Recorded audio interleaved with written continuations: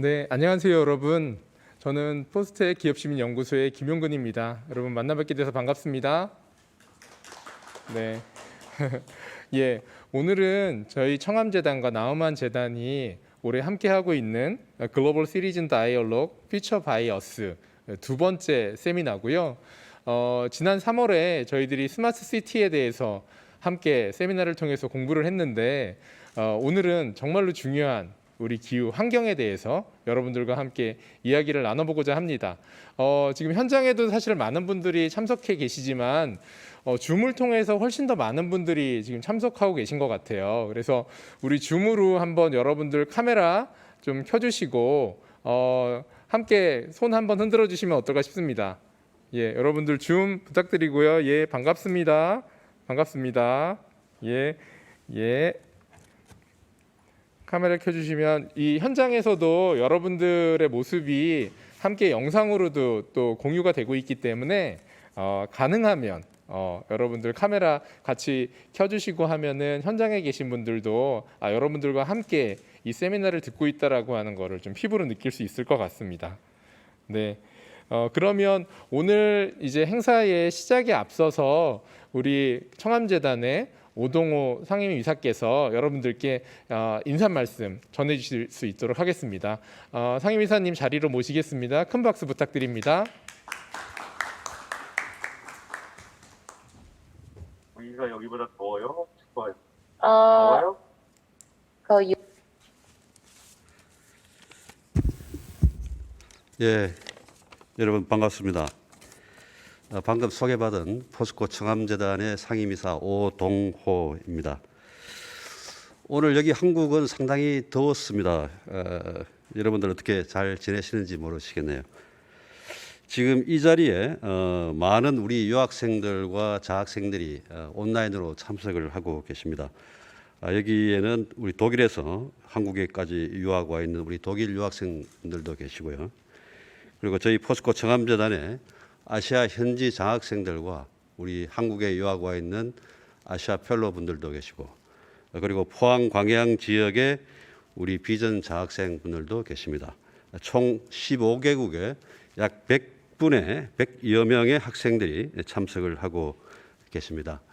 귀한 시간을 쪼개서 이렇게 참석해 주셔서 정말 여러분들께 감사와 함께 환영의 말씀을 드리는 바입니다. 앞서 잠깐 소개가 있었습니다마는 오늘 이 자리는 저희 포스코 청암재단과 나우만 재단이 공동으로 개최하는 올해 두 번째 세미나가 되겠습니다. 저희 두 재단은 작년에 이어서 올해도 우리 학생들이 다가올 미래 사회의 주역으로 성장하기를 기대하면서 세계 시민대화 미래가 온다. 미래를 공부하는 그런 자리가 되겠습니다. 이런 세계 시민대화 미래가 온다라는 이름으로 총 4회에 걸쳐서 세미나를 계획을 하고 있고 오늘 그 두 번째 순서가 되겠습니다. 앞서 말씀을 하셨습니다마는 이번 2회차에서는 기후변화와 환경을 주제로 해서 얘기를 나눠보고자 합니다. 지금 잘 아시겠습니다마는 과거와 비교할 수 없는 그런 급격한 기후변화와 환경 파괴를 우리는 전 인류는 지금 경험을 하고 있습니다.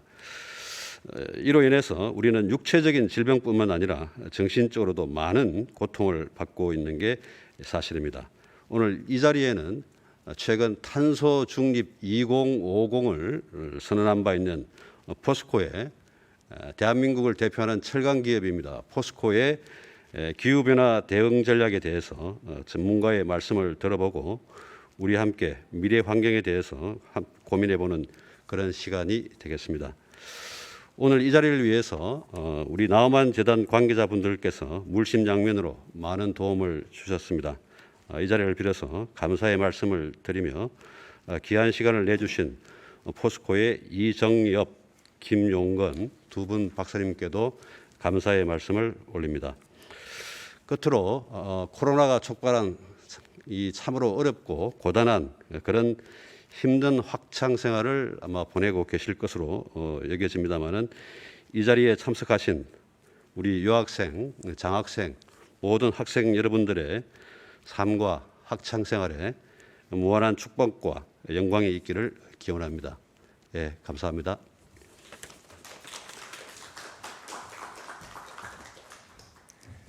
네, 상임이사님 감사합니다. 그럼 이제 본격적으로 여러분 기다리고 계시는 세미나를 진행하도록 하겠습니다. 오늘 여러분들께 발표를 해주시기 위해서 저희가 정말 귀한 분을 모셨습니다. 저희 포스코 그룹에서 환경 관련된 분야로는 가장 전문가이신데요. ESG 그룹을 맡고 계시는 저희 이정엽 그룹장님은 미국의 동부의 러커스 대학에서 환경 관련된 학위를 하시고 저희의 포항 제철소, 광양 제철소, 하물며 유럽 사무소까지 환경 관련된 전문 역량을 발휘해서 정말로 주요 부서에서 열심히 일을 해 오셨고요. 지금은 저희 기업 시민을 실천하는 그 ESG 그룹에서 ESG 그룹을 맡고 계십니다. 오늘 이정혁 그룹장님께서 이 기후 변화와 여러분 이제 환경이라고 하는 주제로 여러분들께 귀한 강연을 해주실 텐데 큰 박수로 맞아주시면 감사하겠습니다.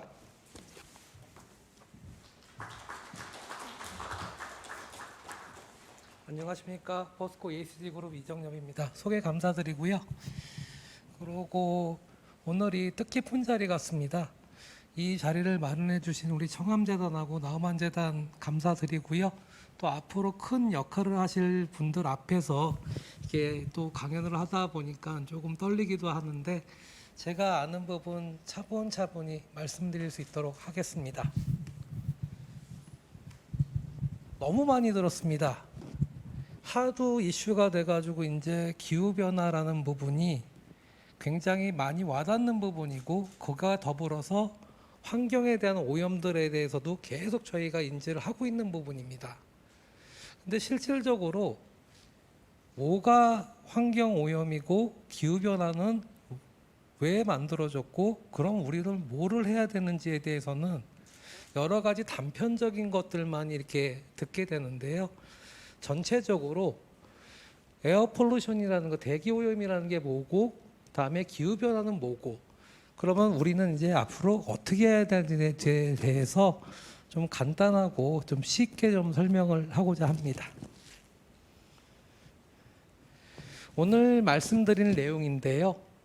지금 환경 오염이 어디까지 이렇게 나와 있는지 부분 간단하게 말씀을 드리고 이게 왜 생기는지 그리고 환경 오염 물질이라는 거는 어떤 게 있고 지금 현재는 어떻고 영향은 저희한테 어떻게 주고 그럼 이거를 어떻게 저희는 해결할 수 있는지에 대해서 그 대기 물질하고 다음에 CO2 그 그린하우스 가스라는 그 부분하고 다음에 많이 들었습니다. 철강 쪽에서는 굉장히 많은 CO2 배출을 하고 있다. 근데 철강에 대한 지식과 철강업에서 어떤 노력을 하고 있는지에 대해서는 잘 많이 안 알려진 것 같아 가지고요. 저희가 그 부분을 말씀을 좀 드릴 수 있도록 하겠습니다. 환경 이슈라는 거는요. 너무 큰 범위를 생각을 하십니다. 항상. 그러니까는 이거는 지구 전체에 대한 문제점이고 모든 나라의 문제점이 맞습니다. 근데 일단 조금 적게 보게 되면은 오염이라는 거는 우리 가정에서부터 일어나고 어떤 영향을 미치고요.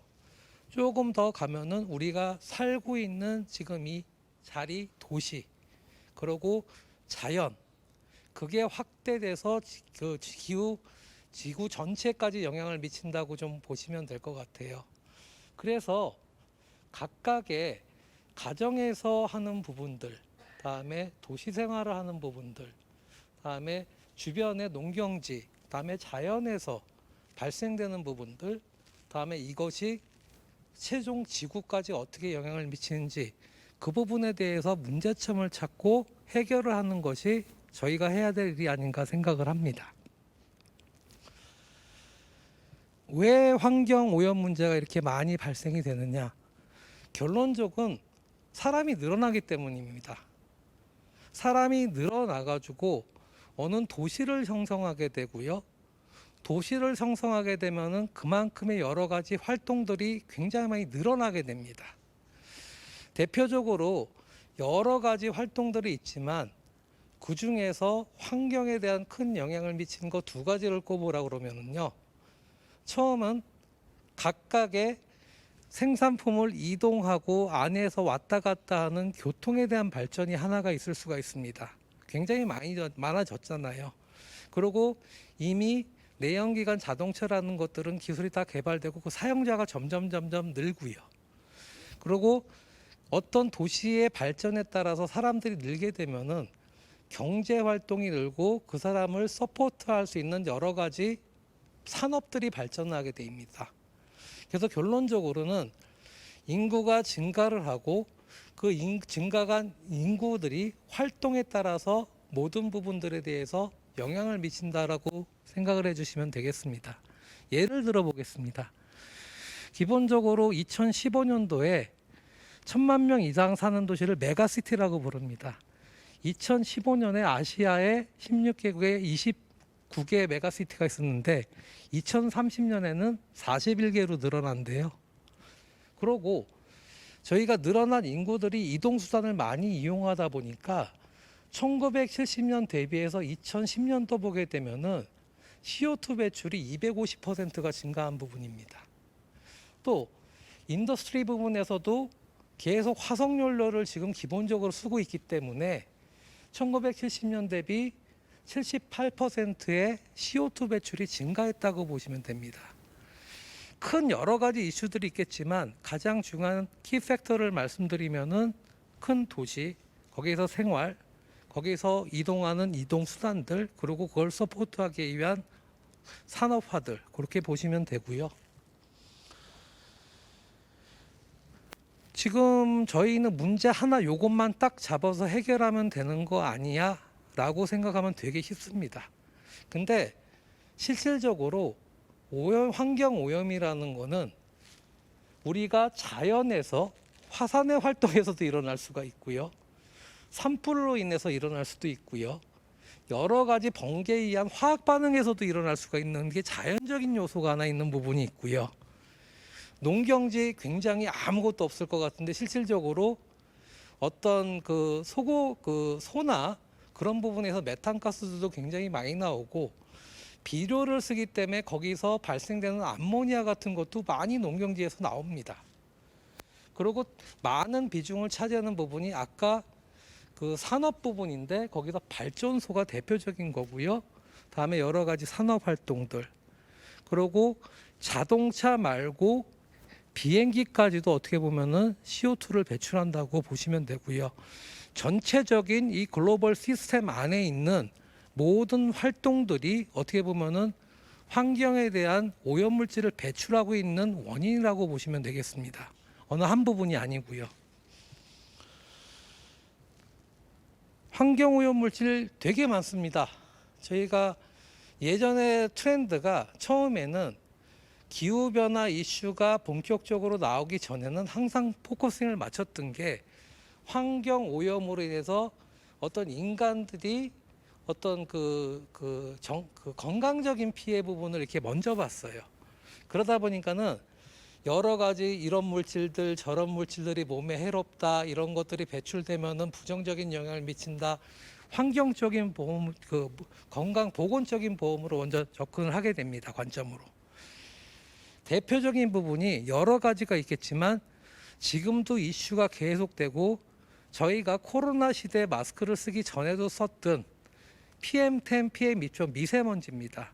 그 부분이 대표적인 어떻게 보면 지금 메이저 이슈 중에 하나는 입사상 물질의 오염이 될 수 있고요. 그리고 하나는 가스상으로 또 발생이 되는 부분입니다. 그게 가스상 물질이라고 합니다. 입자상 물질 같은 경우에는 저희가 모래바람이 확 불면 나오는 것도 입자고요. 그 어떤 수증기처럼 연기화로 되어 있는데 눈에 보이는 거는 기체 같지만 그것도 전부 입자상 물질로 보시면 됩니다. 근데 이거를 나눌 때는요, 입자상 물질의 크기가 얼마만큼 크냐 작냐에 따라서 이거를 구분을 하게 돼요. 왜냐, 크면은 금방 물에 씻겨 나가거나 비가 또 오면 떨어지거나 그런 부분이 되게 많은데 작은 물질일수록 오래 가고 제거가 힘듭니다. 그렇기 때문에 저희가 2.5 마이크로인 PM2.5 그리고 10 마이크로인 입경을 가진 PM10 거기에 저희가 집중을 하는 부분이고요. 그리고 그 부분들이 굉장히 저희가 지금 큰 화두로 잡는 오염물질 중에 하나입니다. 또 하나는 가스상 물질인데요. 질소가 산소하고 결합된 거, 그 황이 산소하고 결합된 거, 그리고 탄소가 산소하고 결합된 거. 그래서 황산화물, 질산화물, 다음에 CO2 이렇게 얘기를 하는데 이런 부분들에 대해서 이슈화가 되고 그 중에서 그 질산화물하고 황산화물은 또 PM, 파티큘레이트 머티리얼, 그러니까는 입자상 물질도 전환이 됩니다. 그리고 CO2는 너무 잘 아시다시피 이거는 기후 변화 물질로 지금 들어가 있는 부분이고요. 아까 말씀드린 것처럼 그 흙이나 그런 입자상에서 어떤 바닥에서 올라가거나 그런 거는 입도가 되게 큽니다. 그리고 잘 없어집니다. 근데 저희가 진짜 처리하기 힘들고 많이 발생하고 오랫동안 대류에 표류를 하면서 저희한테 영향을 미치는 거는 2차 생성 물질입니다. 그 2차 생성 물질은 그냥 막 만들어지는 게 아니고요. 얘가 처음에는 여러 가지 SO2라든지 CO라든지 그 단일 물질로 각각의 배출원에서 발생이 됩니다. 자동차의 어떤 그 연소가스 아니면은 저런 화산에서 나오는 부분들 아니면 발전소에서 나오는 부분들 이런 부분들이 조건이 맞고 시간이 길게 되면 다른 물질로 변환을 하게 됩니다. 그래서 변환하는 것들이 아주 눈에 보이지는 않지만 되게 미세한 세컨더리 에어로졸이라는 2차 생성 물질을 발생을 합니다. 이것들이 결론적으로는 표류하면서 계속 지속적으로 오래 있기 때문에 그런 부분들이 그 오염원이 되는 부분들이고요. WHO에서 이거를 한번 쫙 스캔을 해봤습니다. 야, 어디가 얼마만큼 안 좋고 지금 어디가 되게 곤란한 부분들이고 어떻게 영향을 미치는지 보니까요. 빨간색 부분들은 기준으로 삼은 PM2.5의 기준이 10 마이크로그램 퍼 미터 산성 1 입방미터에 10 마이크로그램이 있는 겁니다. 굉장히 작은 수치인데 그거를 초과하는 데서 92%의 시민들이 이게 노출되고 있던 부분이고요. 그리고 이로 인해서 질병을 얻어서 사망에 이르는 사망자를 보니까 90%가 전부 좀 안 좋은 개도국이나 그런 쪽에 좀 치중이 되어 있는 상황입니다. 그 도시화가 많이 될수록 어떻게 보면은 치사율이 더 높을 것 같고 오염도 노출이 많을 것 같은데 도시화가 많이 된 거는 그만큼 처리 기술도 많이 있고 그 부분에 많이 신경을 쓰는 규제라든지 그게 굉장히 강화가 돼 있거든요. 근데 실질적으로 그런 부분에 경제가 조금 안 좋고 그런 부분에 대해서는 그런 처리 기술의 적용이라든지 아니면 그거를 제거할 수 있는 어떤 재화적인 부분이라든지 그런 부분이 좀 안 좋은 부분이기 때문에 지금 이런 상황이 나타나는 부분이고요. 그리고 여기서 지금 빨간색 부분들이 가만히 있으면 괜찮습니다. 근데 이 부분들이 굉장히 가볍고 그렇기 때문에 어떤 대류에 의해서 다른 나라로 이동을 하게 됩니다. 그래서 이거는 어느 나라 하나에서 배출을 했지만 영향을 받는 개소들은요, 영향을 받는 나라들은 그 주변의 국가가 될 수도 있고요. 그래서 이거는 하나 나라에 대한 문제점이 아니고 전체 국가에 대한 공통 이슈로 인지를 해주시면 될 것 같습니다.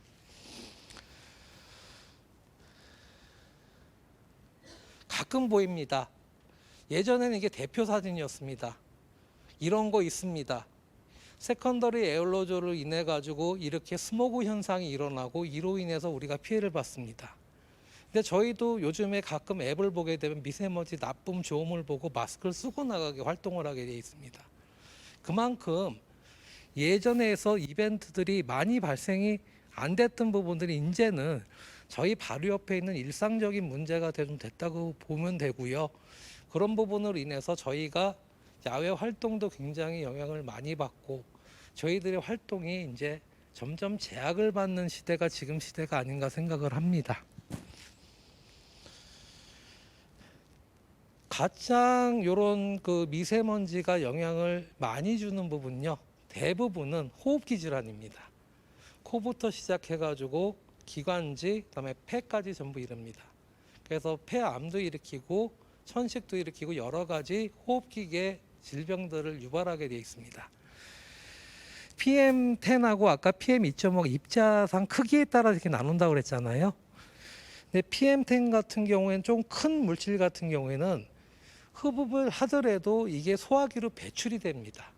그렇기 때문에 실질적으로 폐에 영향을 미치는 부분이 적다 그러는데 PM10부터는 이런 폐 세포에 이게 박혀가지고 안 나오는 부분이 또 생길 수가 있어요. 그래서 그게 만성적인 질환으로 이루어져가지고 그 부분이 만성적인 부분이 유발이 돼가지고 결론적으로는 폐암이나 호흡기계의 심각한 질환으로 이루어질 수 있다고 보시면 되고요. 다음에 또 하나가 그 아까 말씀드린 파티큘레이트 매터 말고 이 삭스라든지 낙스라든지 이런 부분들이 나가서 또 대기 쪽하고 반응해서 물하고 또 만납니다. 물하고 만나면은 질산이나 그다음에 황산이나 저희가 산이라고 그러잖아요. 쇠 녹 있는 산. 그거로 바뀌게 됩니다. 그래서 그런 부분이 부유를 하다가 비를 만나서 내려오게 되면은 결국에는 모든 철강제의 부식을 유발할 수가 있고요. 다음에 토양 부분도 산성화를 시킵니다. 토양이 산성화가 되게 되면은 저희가 경작이라든지 경제 활동에 영향을 미칠 수밖에 없고요. 사람이 이걸 맞게 되면은 약산이긴 하지만 그래도 맞게 되면은 피부 질환이라든지 탈모라든지 그런 거를 유발할 수밖에 없는 조건이에요. 그래서 여러 가지 아까 말씀드린 대기 물질, 다음에 입자상 물질들이 이렇게 산재돼 있고 이것들이 저희한테 계속 지속적으로 영향을 미치고 있다라고 보시면 됩니다. 빨간색, 다음에 노란색, 파란색 전부 취약한 지역들입니다. 결론적으로는 이 지역들에 대해서 산성화, 그 토양에 대한 pH를 재보게 되면 산성화로 많이 바뀌어 있는 부분이고요. 그래서 이런 부분이 하루 이틀이 아니고 저희가 산업화 이후부터 계속 저희가 한 활동들이 이런 결과를 유발했다고 보시면 됩니다.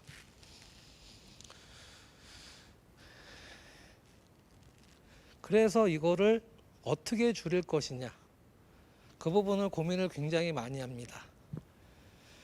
좀 뒤에 말씀드릴 CO2 부분과 좀 달리요. CO2 이슈에 대해서는 최근 이게 나온 지가 95년, 97년도부터 이렇게 이슈화가 되기 시작했습니다.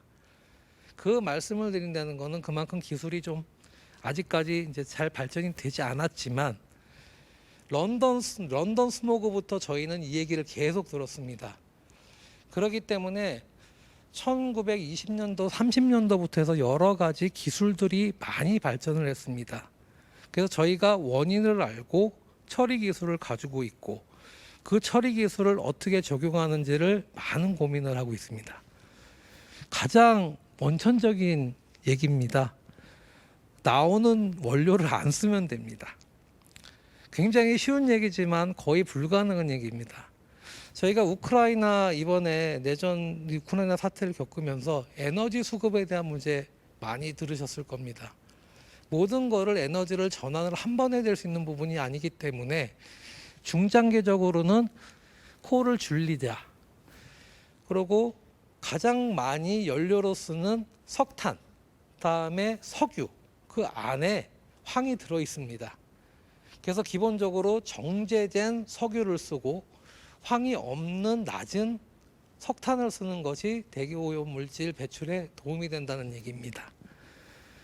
석탄을 안 쓰게 되면 결론적으로는 신재생 에너지로 전환이 돼야 되는데 신재생 에너지들 모든 부분의 에너지를 커버하기는 아직까지 기술이 좀 부족하지만 계속 국가적으로 늘려가고 있는 상태고 글로벌 전체 세계에서도 신재생 에너지 비중을 높여가는 상황이고요.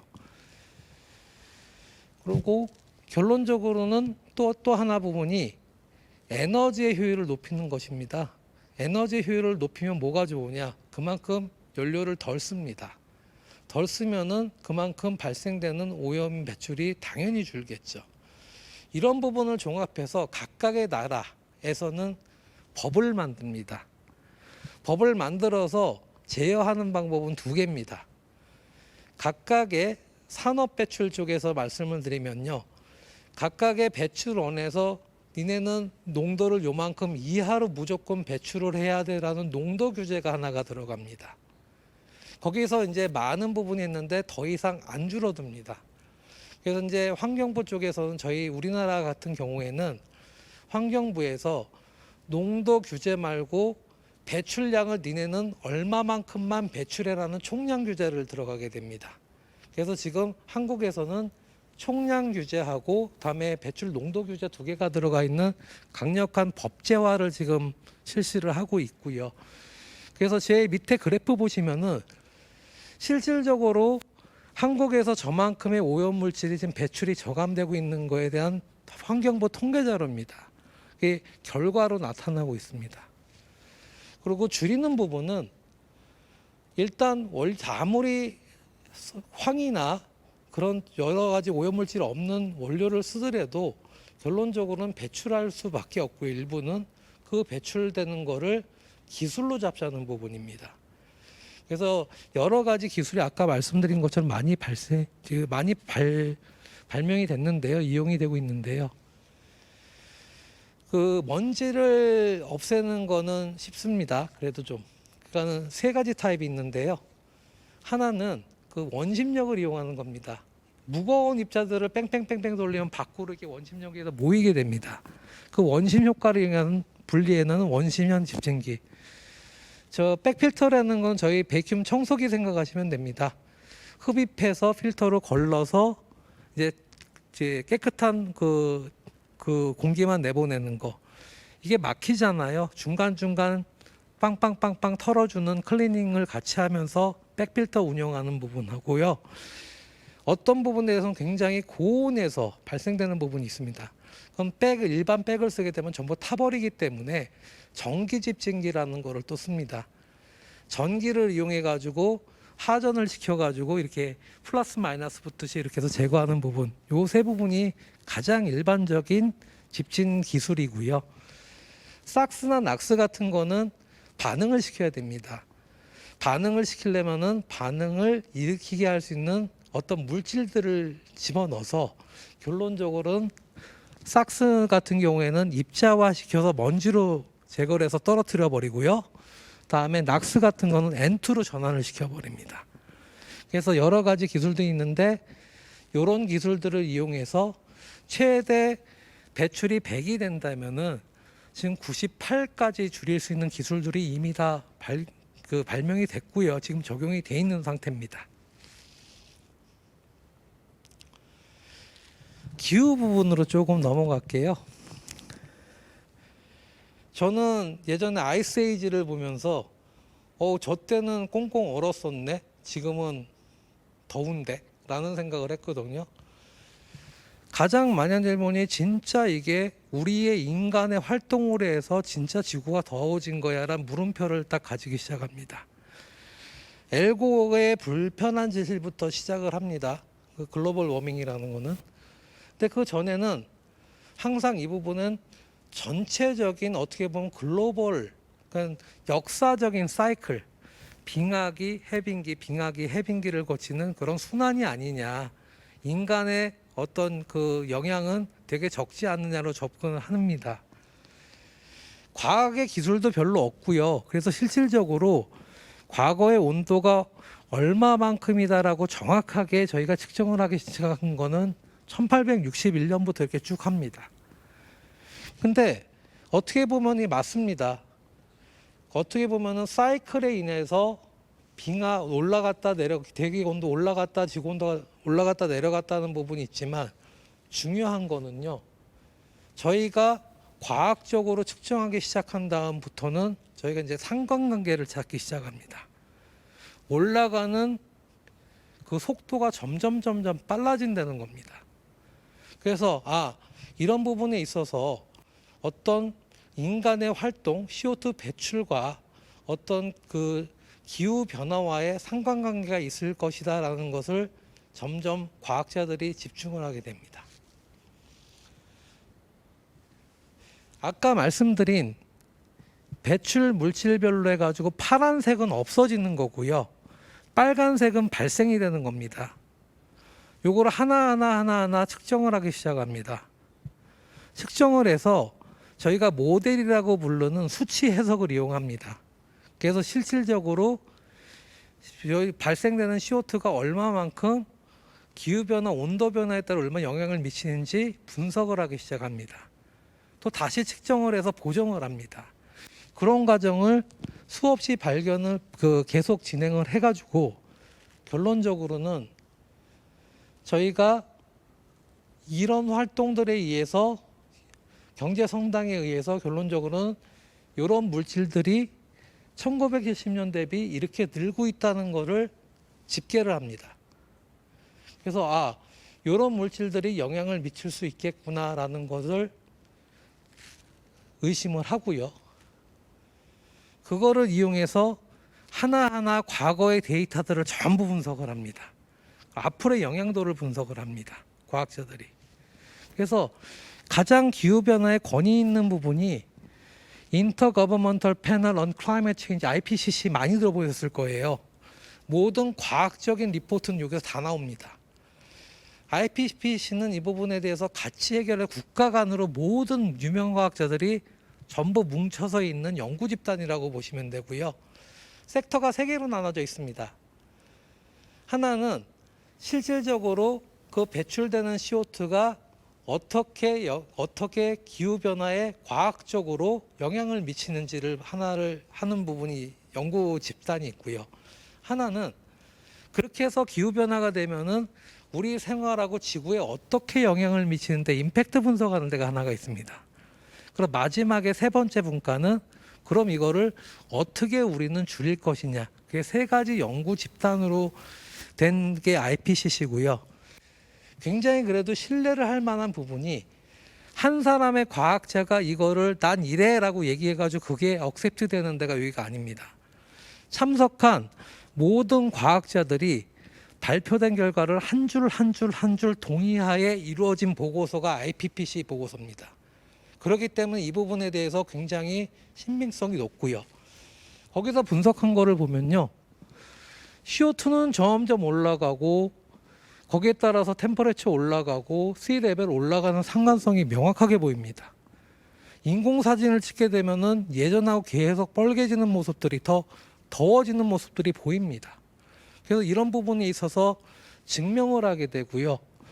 그래서 온도가 실질적으로 4도씨가 올라가게 되면요. 폭염이 일어나는 횟수가 그 50년 주기로 봤을 때 39.2가 늘어납니다. 배 늘어납니다. 얼마 비해서 1850년에서 1900년 사이에 비해서 이만큼 폭염 횟수가 늘어난다는 통계를 분석을 했습니다. 사진으로도 쉽게 보시잖아요. 예전에 똑같은 부분에 찍었던 사진이 빙하에 덮여 있고 얼음에 덮여 있었지만 지금은 그런 것들을 볼 수 없고 그냥 다 녹아 있어가지고 이 부분이 진짜 옛날에 이렇게 추웠던 지역에 맞나라는 의심을 갖는 것도 있고요. 저희가 이제 농사를 짓고 다음에 과일을 재배를 하잖아요. 점점 열대 과일들이 이제 저희 나라에서도 자라기 시작을 했습니다. 우리나라에서도. 그런 부분이 일상에서 보는 기후 변화의 어떤 결과, 어떤 증명이 아닌가라는 생각이 들고요. 이제 국가들이 이제 같이 모여서 의논을 하기 시작합니다. 위기 의식을 느꼈으면 해결 방안을 찾아야죠. 그 해결 방안이라는 것은 개인이 움직일 수 있는 부분이 아니고 그 문제에 대해서 같이 공감을 하고 인식을 하고 어떻게 할지를 협의하는 부분이 전체적인 그 개선의 시작이라고 봅니다. 많이 들으셨던 부분이 파리 조약 2015년입니다. 다음에 글라스고우 2021년입니다. 그 파리 어그리먼트가 그냥 한 번에 툭 튀어나온 게 아닙니다. 저희가 교토 프로토콜이라고 97년에 얘기가 됐습니다. 그 부분에 기후변화에 대한 심각성에 대한 이슈 레이징을 했는데 그 부분에서 국가 간에 협약을 해가지고 수많은 과정을 거쳐서 처음에 나온 협약이 파리 협약 2015년으로 보시면 됩니다. 처음에 목표를 잡았던 거는요. 산업화 이전 대비 2도씨 더 이상 2도씨 더 올라가지 않게 2도씨 이하로 온도를 조절하자는 게 파리 협정의 기본에 대한 개념입니다. 대신에 모든 거는 강제가 아니고 여러 국가의 조건들을 반영해서 가야 된다. 국가가 할 수 있는 범위까지 자기네들이 독자적으로 해서 저감 목표를 수립을 하자. 대신에 모든 거는 투명하게 하자입니다. 그게 MRV라는 개념인데 측정을 하고 다음에 그 측정한 값을 CO2의 배출량을 그거를 리포팅을 하고 거기에 대한 맞는지 검증을 하자는 게 MRV입니다. 그래서 국가 간의 독립성을 보존하되 그 부분에 대해서 투명하게 진행 과정을 공개하자는 게 파리 협정이고 2도시라고 보시면 됩니다. IPPC 아까 말씀드렸잖아요. 여기서 나온 내용을 가지고 또 분석을 합니다. 지금 파리 협정에 그 국가 간의 얘기가 나온 거를 다 종합해서 보면은 2도시 택도 없답니다. 결론적으로 우리가 타겟하는 것을 목표를 달성하기 위해서는 1.5도씨 이하로 맞춰야지 기후변화에 대한 어떤 위기가 좀 해결될 그 조짐이 보인다라는 것을 특별보고서를 통해 팡 터뜨립니다. 아까 말씀드렸듯이 IPPC는 굉장히 모든 국가들이 정책을 만들고 어떤 그 의사결정을 하는 굉장히 중요한 자료고요. 이를 통해서 나온 게 글라스고우 조약입니다. 여기선 조금 더 강화된 1.5도씨 이하로 온도를 유지하고 낮추자라는 게 글라스고우 조약이라고 보십니다. 그래서 글라스고우 조약이 딱 되면서 모든 나라들이 우리는 언제까지 얼마를 줄이고 우리 대한민국 같은 경우 40%거든요. 연도별로 해가지고 2050년도에는 아예 탄소 배출을 안 하겠다는 목표를 만들게 됩니다.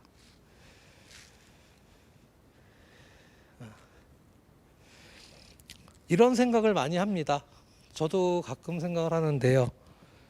진짜 그게 돼? 라는 생각을 합니다. 근데 기본적으로 저희가 가야 할 어떤 마일스톤이라고 보시면 됩니다. 지금은 그거를 달성하기 위해서 기술도 많이 개발이 안 된 상태고요. 다음에 그 부분에 대해서 여러 가지 할 수 있는 여건들이라는 게 충분히 반영이 되진 않는 부분입니다. 그러나 저희가 2050년도에 목표를 세우고 2030년, 40년에 목표를 세워서 그만큼을 줄여나게 하는 의지를 가져야지 저희가 어떤 그 골을 위해서 달려갈 수 있는 부분이 되는 거고요. 그거를 위해서 저희들이 여러 가지 활동을 하자는 중요 이정표라고 좀 봐주셨으면 좋겠어요. 아까 환경 쪽에서는요. 그 배출 농도나 양을 규제를 합니다. 양 규제해야죠. 양 규제하는데 두 가지 부분이 있습니다. 그 배출하는 산업 배출군에 대해서는 어떻게 할 것이냐. 다음에 일반적으로 화석 원료를 쓰는 사람은 어떻게 할 것이냐. 거기에 대한 두 가지 규제가 들어갑니다. 그 ETS 시스템에는 카본, 그 배출권 거래자라고 그러죠. 딱 니네는 얼마만큼만 배출해라는 양을 할당해주고 더 많이 배출한 사람은 그 부분에 대해서는 사와야 됩니다. 돈을 주고. 적게 배출한 사람은 그만큼을 팔 수 있습니다. 그런 시장 거래제를 통해 가지고 CO2를 산업 공간에 줄이자라는 게 ETS 개념이고 유럽에서 2005년, 우리나라 2015년 시작했습니다. 점점 늘어납니다. 근데 이게 한계가 있습니다. 기본적으로 확 줄일 수가 없습니다. 왜냐하면은 지금 기술이 그거밖에 안 되기 때문에. 그래서 산업계 말고 다른 부분까지도 확대를 해가지고 CO2의 저감에 대한 노력을 해라라는 그 푸시를 하게 됩니다. 그게 카본 텍스인데요. 카본 텍스라는 거는 석탄을 쓰든 다음에 그 석유를 쓰든 그 자체에 세금을 매기겠다는 얘기입니다.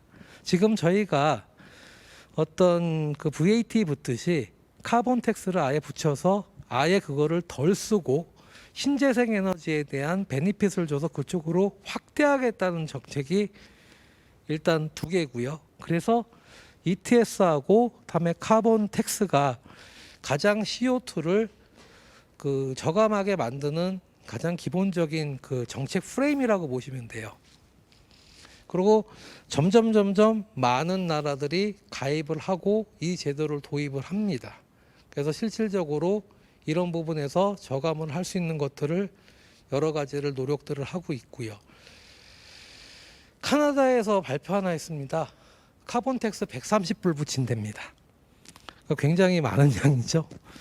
근데 그 부분에 있어서는 그 뒷배경에 보면 그만큼 신재생 에너지를 금방 쓸 수 있고 금방 확대할 수 있는 부분에서는 더 강한 규제가 갑니다. 근데 그렇지 못한 나라에서는 여러 가지 기본 요건들을 마친 다음에 가야 되기 때문에 조금 카본 텍스가 낮은 부분이니까 이게 얘네들은 큰 의지가 있고 얘네들은 작은 의지를 가지고 있다기보다는 각각의 나라별 여건에 맞게 최선의 방법을 찾는다고 보시면 됩니다.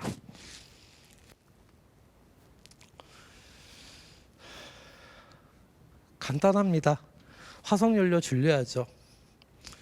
그리고 내추럴 가스 그 카본 CO2보다 석탄보다 CO2를 덜 발생하는 그 천연가스를 쓰고 신재생으로 에너지로 전환하고 다음에 에너지 효율을 늘리고 전기차 공급하고 자연적으로는 산림을 보호해야 되는 얘기들이 계속 나오고 있습니다.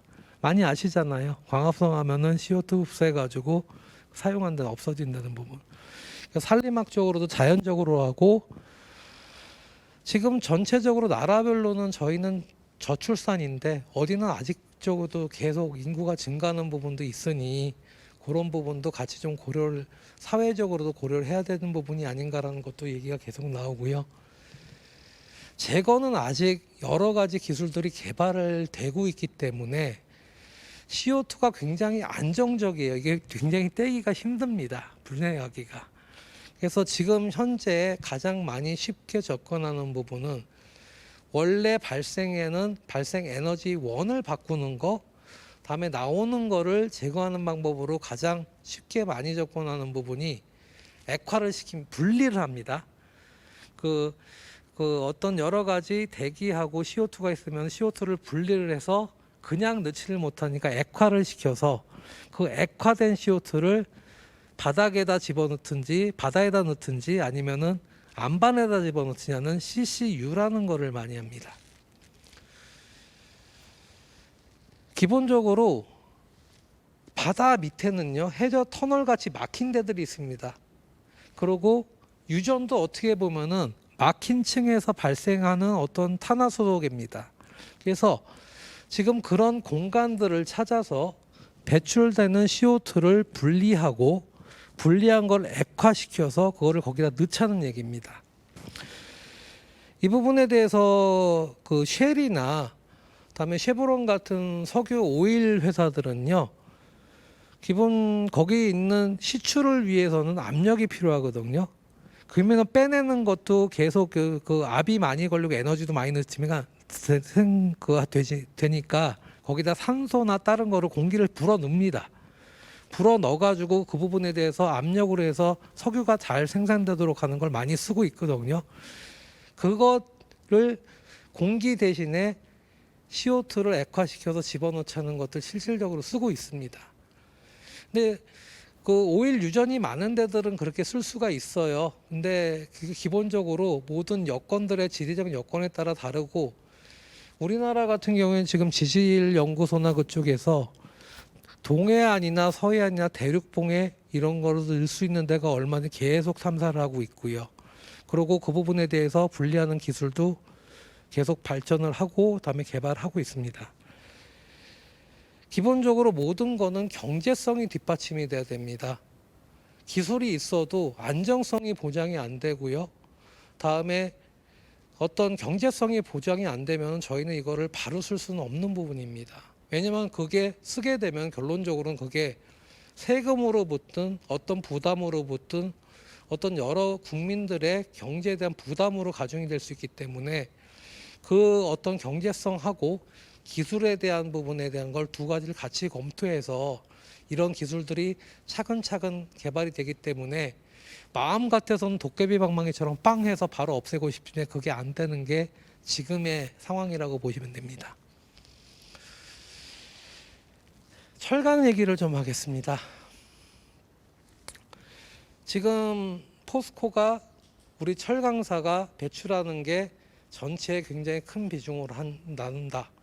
그렇기 때문에 철강 산업 같은 경우는 굉장히 기후에 악영향을 미치는 부분이다라는 것을 많이 얘기를 합니다. 근데 조금 이렇게 좀 억울한 부분이 거기 뒷면에 보면요. 철이라는 거는 가장 경제적인 소재입니다. 가장 많이 쓰이는 게 시멘트입니다. 그 다음이 철입니다. 원재료로서. 그래서 실질적으로 철 가격을 보게 되면요. 저희가 먹는 음료, 물보다 더 쌉니다. 실질적으로. 가장 경제적인 소재고요. 그러다 보니까는 많이 사용을 합니다. 많이 사용을 하다 보니까 당연히 더 많이 배출을 하는데 실질적으로 1톤 생산할 때 얼마를 배출하느냐 보게 되면은 저희가 한 2.0에서 2.3 정도 보거든요. 근데 마그네슘이나 알루미늄 같은 경우에는 철강이 배출하는 부분의 8배가 넘습니다. 그래서 저희가 양적으로 많이 사용되기 때문에 많이 나오는 거지 철강 자체가 그렇게 많이 나온다고 생각을 안 해주시면 좋겠고요. 굉장히 다양하게 사용이 됩니다. 철이 없는 세상을 생각을 해본 적이 별로 없는 것 같습니다. 저희 바로 옆에만 돌려봐도 철이 없고 다른 대체 소재를 찾는 부분이 굉장히 힘들고요. 철이라는 거는 고철을 다시 회수해서 쓰고 철강을 만들면서 나오는 부산물들은 시멘트나 골재를 써가지고 굉장히 자원순환율이 굉장히 좋습니다. 이런 부분들의 철의 특성이라고 좀 말씀을 드리고 싶고요. 불편한 진실이지만 말씀은 드려야죠. 그러니까 전체적으로 보게 되면은 모든 산업이 발달하면 철강업도 같이 발달을 했고 그래서 우리나라가 9번째 많이 배출되는 나라라고 그러면은 우리나라 배출원에서 우리나라 산업에서는 17%, 그 중에서 스틸이 17%를 거기서 배출한다고 보시면 되겠습니다. 굉장히 많은 양을 배출하는 거는 사실이니까 이거는 당연한 거고요. 근데 철강이 왜 CO2를 발생을 하느냐라고 생각을 합니다. 철강은 기본적으로 철광석에서 시작을 하거든요. 철광석에는 Fe2O3 산소가 붙어 있습니다.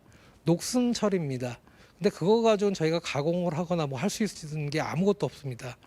그렇기 때문에 철광에 붙은 산소를 떼내는 게 철강 공정입니다.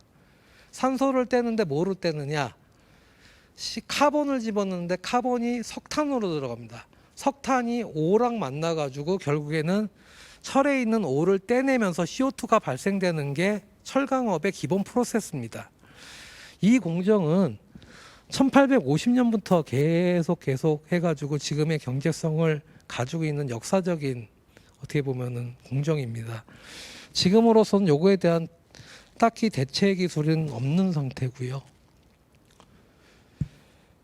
포스코 동참합니다.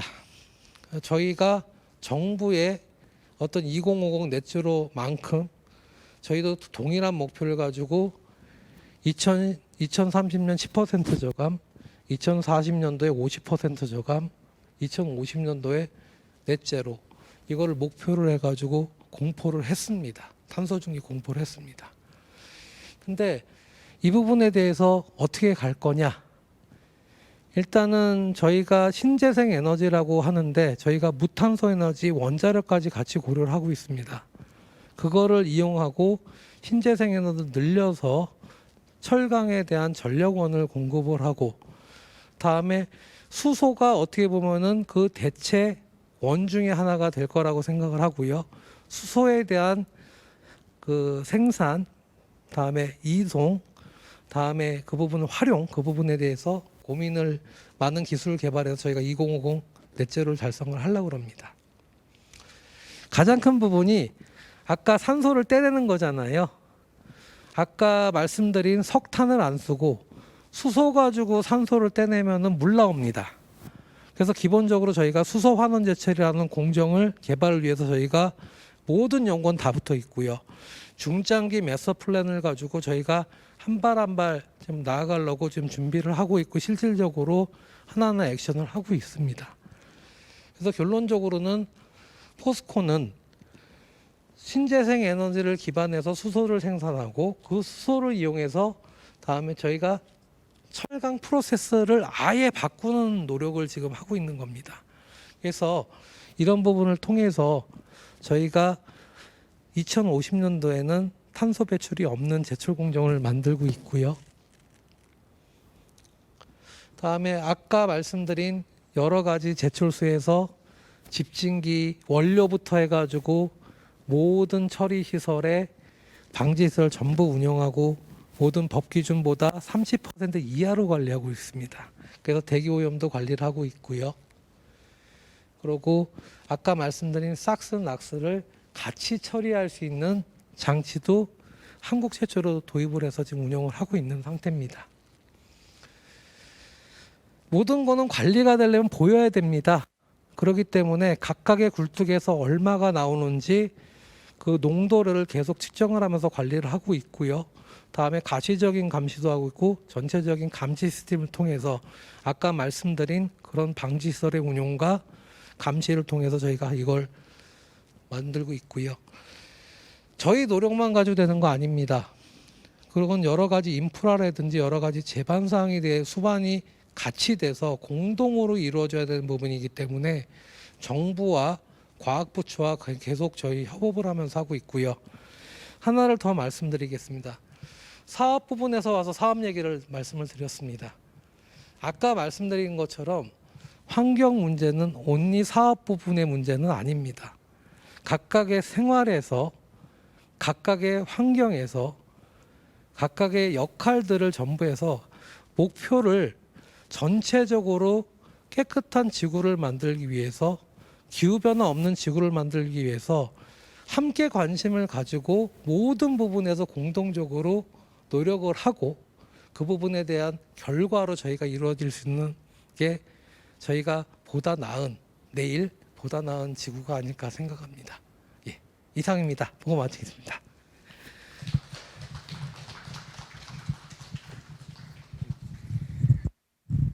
예, 국장님 발표 감사합니다. 저희가 자리를 잠깐 옮겨서 함께 좀 이야기를 좀 나눠보면 좋을 것 같은데요.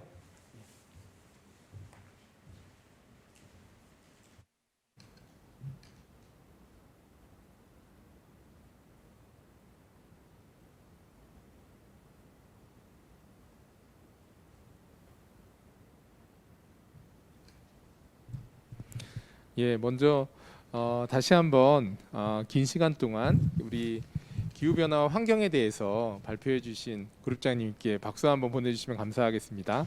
네, 감사합니다. 예, 사실은 저도 오늘 그 강연을 들으면서 새롭게 알게 된 내용들이 굉장히 많았습니다. 특히나 이제 그 아까 그룹장님 말씀 주신 것처럼 저희 이제 PM, Particulate Matter와 가스가 이렇게 차이가 있는 거구나라고 하는 거를 사실 저는 그동안에 그냥 뭐 미세먼지면 다 미세먼지 그냥 다 오염이라고만 생각했는데 이게 정말로 굉장히 다르고 우리가 살아가는 환경에 굉장히 다른 영향을 미칠 수 있다라고 하는 거를 말씀 주셔서 굉장히 좀 많은 것들을 좀 배우는 시간이 아니었나 싶습니다. 아마 오늘 그 여러분들께서 이제 강연을 들으시면서 궁금하신 사항들이 좀 많이 있을 것 같아요. 그래서 온라인으로 계신 분들은 이렇게 손을 들어주시면 저희 그 엔지니어 분들께서 여러분들 이제 연결을 해서 여러분들 질문을 좀 하실 수 있도록 하겠습니다. 혹시 현장이나 또 온라인에서 질문이 있으신 분들은 손을 들어주시면 감사하겠습니다.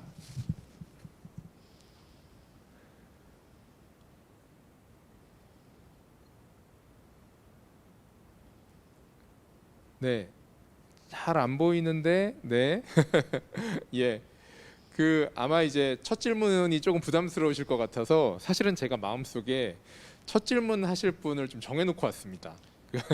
사전 질문을 좀 주신 분들이 계신데 혹시 경희대 진현표님 그 들어와 계신가요? 경희대 진현표님 들어와 계시면 사실은 그 진현표님을 통해서 직접 한번 얘기를 좀 들어보고 싶은데요. 어떤 얘기를 해주시냐면 사실 이게 저도 이런 이제 기후와 관련해서 예 나와 계시네요. 예 기후와 관련해서 우리들 왜 영화 되게 많잖아요. 뭐 기후 환경을 이제 이용해 가지고서 뭔가 악의 무리들이 지구를 뭔가 이렇게 좀 컨트롤하려는 그런 이제 영화들도 많고 그런 걸 보면 실제로 지금 우리가 얘기하는 이런 기후 이 위기라고 하는 게 정말로 위기인지 아니면 이것도 그 누군가의 뭔가 이 음모가 있는 것인지 사실 우리 진현표님 그런 뉘앙스로 질문을 주신 것 같은데 제가 이해한 게 맞나요? 잠깐 설명 좀 부탁드리겠습니다.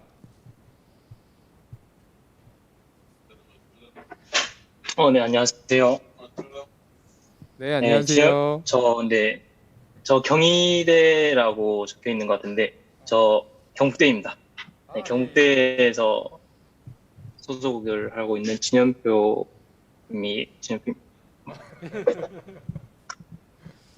저희 집 고향에 잠깐 끼어들어서, 일단 제 질문은 약간 좀 그런 게 있었어요. 약간 음모론 같은 것도 있지만, 진짜 궁금했어요. 이게 정말 환경에 따라서 이렇게 된 건지 아니면 정말 인간의 활동으로 된 건지 이게 시대의 환경이라는 게 있잖아요. 제가 정확하게 어디서 봤는지 기억은 안 나는데 이게 주기가 있다라고 하더라고요. 빙하기 같은 경우도 이게 한창 추워질 때가 있고 어쩔 땐 따뜻해질 때가 있고 이제 그런 게 반복되면서 이제 이 시대가 진행이 되어 왔는데 지금도 과연 그게 그 시대가 겹쳐가지고 지금 이렇게 온도가 올라가서 지금 기후변화가 있는 것인지 아니면 저희 진짜 온실가스 그런 것 때문에 그런 게 올라간 것인지 정말 궁금했어요. 아니면 둘 다일 수도 있겠죠. 정확하게는.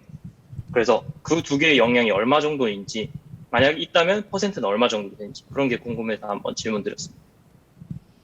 네, 감사합니다. 퍼센트까지는 좀 어려울 것 같고 예, 저희 그룹장님 어떻게 보시는지요? 이게 인간의 활동이나 어떤 산업의 활동만으로 이렇게 영향을 미친다고 보지는 않습니다. 기본적으로 모든 사이클에 대한 그 내추럴 사이클은 존재한다고 보고요. 거기에 얼마만큼 그만큼 가속을 시키는데 인간이 영향을 미치냐라고 보시는 게 어떻게 보면 더 합리적인 생각인 것 같아요. 근데 중요한 거는 저희가 빙하기 해빙기를 맞아서 지금 저희는 어떤 활동기에 살고 있습니다. 활동기에 살고 있는데 저희의 활동들 그런 여러 가지 기후 여건들이나 자연적인 거를 제외하고 저희 활동에 대한 영향도를 봤을 때 그 온도 상승률은 저희가 생각한 것보다는 가파르되는 거고 그게 결론적으로는 우리가 사는 시대에 영향을 미친다는 부분이 이제 증명이 되는 겁니다. 그래서 전체적으로 기후변화 사이클도 있지만 저희가 살고 있는 이 시대에 영향을 당연히 미칠 수가 밖에 없고요. 그렇기 때문에 기후변화 사이클 가는 정도로 저희 활동을 낮추자라는 게 저희 개념으로 보시면 되겠습니다. 퍼센트는 예전부터 저희가 계속 이걸 측정을 해가지고 저희가 빙하기, 해빙기 그런 거를 전부 해가지고 해서는 좋겠지만 그런 것까지는 아직까지는 저희가 과학적으로 이렇게 할 수 있는 부분은 아닌 게 되게 유감스럽지만 중요한 거는 말씀드린 인간의 영향이 저희가 살고 있는 동안에 저희가 불편한 게 아니고 저희가 위기를 가져올 만큼 영향을 미치겠다라는 부분을 좀 인지를 해주셨으면 좋겠어요. 예. 예, 그룹장님 감사합니다. 감사합니다. 예, 그 뭐 요약하자면 일단 우리가 영향을 주고 있다. 예, 그래서 우리가 뭔가 액션을 취해야 된다. 라고 하는 걸로 좀 이해하도록 하겠습니다. 예. 그리고 혹시 지금 이제 일단은 첫 질문에 대한 부담은 좀 덜으셨는데, 예. 부교장님 지금 말씀이나 혹은 앞선 발표와 관련해서 혹시 여러분들 질문 있으시면 예, 손 들어주시거나 아니면은 부담스러우시면 채팅창에 여러분들 남겨주셔도 됩니다. 예. 그러면 사실은 제가 두 번째 질문을 하나 좀 미리 좀 파악을 해왔는데 혹시 여기는 예 정확히 읽어드리겠습니다. 성균관대 혹시 박윤혜님 들어와 계신가요?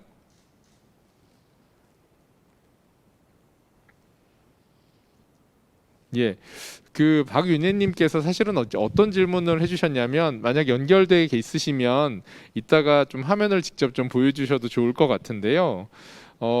아마 이제 저희들이 이 환경과 관련한 이슈를 많이 알게 된 게 이 국가별로의 굉장히 많은 활동들 또 뭐 얼마 있어 COP26이나 뭐 이런 것처럼 이 국가별로의 굉장히 많은 수장들이나 혹은 전문가분들이 모여서 이 환경과 관련된 이슈들을 논의하는 거를 보고 이게 환경이 정말로 큰 문제구나라고 하는 생각들을 좀 갖게 되는 것 같은데요. 이렇게 각 국가별로의 뭔가 이런 행동을 좀 취하게 하는 그런 이제 뭐 방법이나 혹은 그런 정책이나 이런 것들이 뭐가 있는지 되게 학생들이 좀 궁금해할 것 같습니다. 그래서 그룹장님 그런 것들 몇 가지만 좀 소개시켜 주시면 감사하겠습니다. 가장 기본적인 거는 국가 간으로 해가지고 IPPC 기반으로 해가지고 목표 설정을 하고요. 국가 간으로 해서 의무적으로 그 부분에 대해서 이제 국가가 얼마의 감축 목표를 설정하는 게 가장 먼저입니다. 그래서 그 부분에 대해서 이제 목표를 설정하게 되면은 배출권 거래제라든지 어떤 저감에 대한 정책들이 계속 나오게 돼 있고요. 그 부분에 대해서 기업 측면, 다음에 자동차 측면, 에너지 측면에 대해서 상세의 그 법안들이 나옵니다. 그렇게 해서 법적으로 가는 부분이 하나가 있고요. 그리고 산업계에서 느끼는 다른 그 시야를 하나 말씀을 드릴게요. 기본적으로 법에 대해서 준수를 하는 것은 당연한 부분이지만 요즘의 자본은 ESG를 이렇게 흘러가고 있습니다. 그래서 기본적으로 자본 투자자나 그 자본 투자자들이 기후변화 이슈에 대응을 하지 않는 사업장에 대해서는 계속 영속하지 못한다는 판단에서 투자를 할지 말지를 결정을 하는 어떤 기후가 투자에까지 영향을 미치는 그런 그 경제적인 부분도 제어가 굉장히 많이 되고 있습니다. 그래서 결론적으로는 그런 부분에 있어서 기후 변화에 대해서 목적에 대해서 같이 공감을 하고 국가적인 정책하고 규제 정책하고 다음에 어떤 투자자들이나 경제에 대한 압박 그런 부분들이 같이 이루어져서 결론적으로는 CO2를 줄일 수 있는 가장 원동력이 되지 않을까라고 생각을 하고 있습니다. 네, 감사합니다. 그 채팅창에 좀 전에 이제 질문이 올라왔었는데요. 그 로시 예, 로시께서 사실은 이제 질문을 해주셨는데 예, 연결이 됐네요. 예, 예, 질문 부탁드리겠습니다. Thank you very much. As you presented before, you say that the more the population is, the more we will use the energy, and there will be a significant decrease of the energy of the global warming if we have like a good habit to lower our carbon footprint. So what do you think a good habit that we should have to have a huge impact to the global warming? I'm so sorry, it's kind of like maybe it's very basic, but I think that's what we all can do in here. Thank you very much. 그럼요. 사실은 이런 질문을 사전 질문에 굉장히 많이 주셨어요. 그래서 전혀 미안해할 질문이 아니고요. 아마도 우리 학생들 입장에서는 뭐 이렇게 이제 뭐 정부의 어떤 규제라든지 혹은 산업과 관련된 이슈들 말고도 뭐 요즘에는 이제 개인적으로 텀블러를 쓰거나 해서 이런 환경을 고민하고 생각하는 우리 이제 밀레니얼 세대 또 Z 세대들을 이제 얘기를 많이 하는데 그런 면에서 사실은 내가 할 수 있는 그 환경을 지킬 수 있는 활동들이 뭐가 있을지 한번 이제 그룹장님께 여쭤보는 것도 당연한 거라고 생각합니다. 그룹장님 혹시 좀 팁 좀 주시죠. 일단 어떤 거를 하면 이만큼 줄고 이런 거를 하면 도움이 될 거다라는 건 이미 다 아실 겁니다. 저는 먼저 말씀을 드리고 싶은 게 마인드셋을 조금 바꾸는 게 좀 가장 기본적인 저희가 전환점의 시작인가가 아니라고 생각을 해요. 기본적으로 여러분들이 아시는 부분에 대해서는 불편함을 감수해야 되는 부분입니다. 예를 들어서 버스를 들타고 걸어 다니고 다음에 일회용 컵을 안 쓰고 텀블러를 쓰고 그런 부분, 그리고 안 쓰는 전등들을 하나하나 끄고 조금 추워도 옷을 더 입고 살고 그런 부분들에 대해서는 모두가 인지를 하시고 이렇게 되면은 에너지가 저감되고 그로 인해서 CO2가 저감된다는 거 다 아시는데 기본적으로 환경에 대한 관심을 조금만 가지시고 그 부분을 감수를 하는 게 내가 좀 불편하지만 지구를 위해서는 더 좋은 게 아닌가란 생각의 전환을 가지시게 되면은 무궁무진하신 것을 찾을 수 있을 것 같고 그런 부분에 너무 잘 스스로 알고 계실 것 같아요. 그래서 그런 부분들에 대한 생각을 다시 한번 고치는 게 더 좋지 않나라고 생각을 드립니다. 예. 예. 감사합니다. 사실은 이제 저희 포스코의 기업 시민실에서도 몇 년 전부터 이제 직원들한테 텀블러도 나눠주고 해서 이제 그래도 우리 사실은 이 오피스가 많은 곳에서는 점심 먹고 나서 커피를 많이 먹거든요. 그러면 일회용 잔들을 사실 하루만 하더라도 어마어마한 양의 일회용 컵을 사용하게 되는데 뭐 그런 것들을 이제 텀블러를 나눠주니까 처음에는 사실은 오히려 커피를 안 먹었습니다. 불편하니까. 그런데 지금은 이제 대부분의 많은 사람들이 이제 머그컵을 쓰거나 혹은 텀블러를 쓰는 게 너무나도 당연하게 됐는데 아마 이러한 노력들이 정말 뭐 서울 시내에 있는 모든 오피스에서 만약 그렇게 이루어진다면 아마 굉장히 많은 탄소 저감 효과가 그래도 있지 않을까 하는 생각도 듭니다. 네, 바로 이어서 우리 샤나와즈 학생께서 질문이 있다는데요. 연결 부탁드리겠습니다.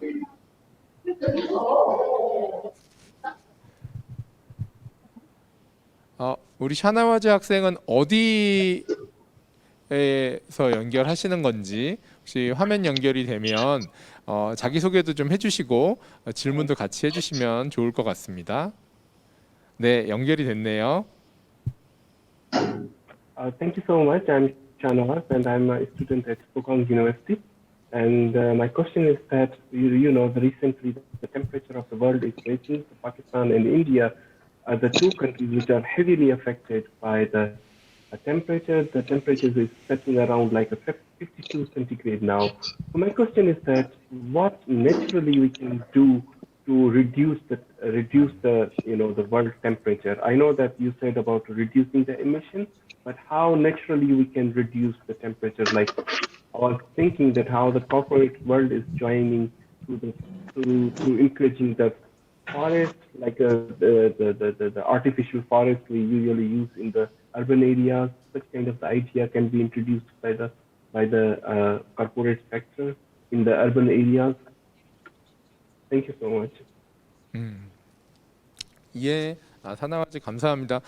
사실 요 며칠 저희 한국도 굉장히 사실은 더웠거든요. 그래서 올해 어마어마한 폭염이 지금 이제 예상된다라고 해서 벌써부터 걱정인데 아마 이제 홍콩에 계시니까 더 습하고 더워서 더 큰 걱정이시지 않을까 싶습니다.